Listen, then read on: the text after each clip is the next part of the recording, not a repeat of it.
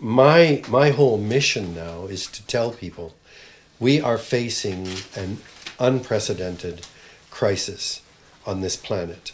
Human beings have become so numerous, our technology, our consumptive demand, and our global economy so powerful that we are now altering the chemistry, the physics, and the biology of the planet itself.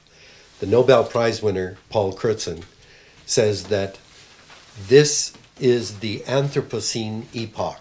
You know, we divide the ages of the planet into different epochs based on geological events. This time, he says, is the Anthropocene epoch, the age of humans, when we have become so powerful, we are now a geological force. And the problem is, we are now in command with the destiny of this planet, at least as far as our species is concerned.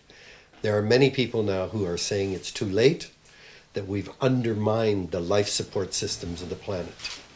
And this goes from Jim Lovelock, who coined the term Gaia to explain the totality of life on Earth, who says that by the end of this century, over 90% of all humanity will be gone. Clive Hamilton, an eco-philosopher in Australia, has written a book called Requiem for a Species. And guess who the species is a requiem for? It's us. So there are many people that are saying it's too late. The oceans are a mess. We've destroyed most of the forests on the planet. We know that the chemistry of the atmosphere is changing, and climate is being very heavily impacted.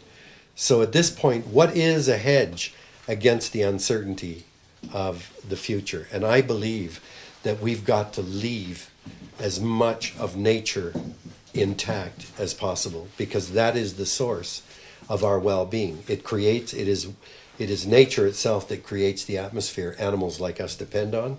It's nature that filters water to make it potable. It's nature that creates soil and gives us our food. That is our food. All life, all of our food was once alive. And that biodiversity is the key, I believe, to a habitable planet. And we have no idea how it all works to have allowed life to flourish for 4 billion years. So large intact areas, and I'm proud to say that we, working with the Kayapo people in the Amazon, have protected the largest area on the planet, over 2 million hectares of land that is Kayapo territory. And this is what we need, is large intact areas as a hedge against our ignorance. And to me, the peel represents that.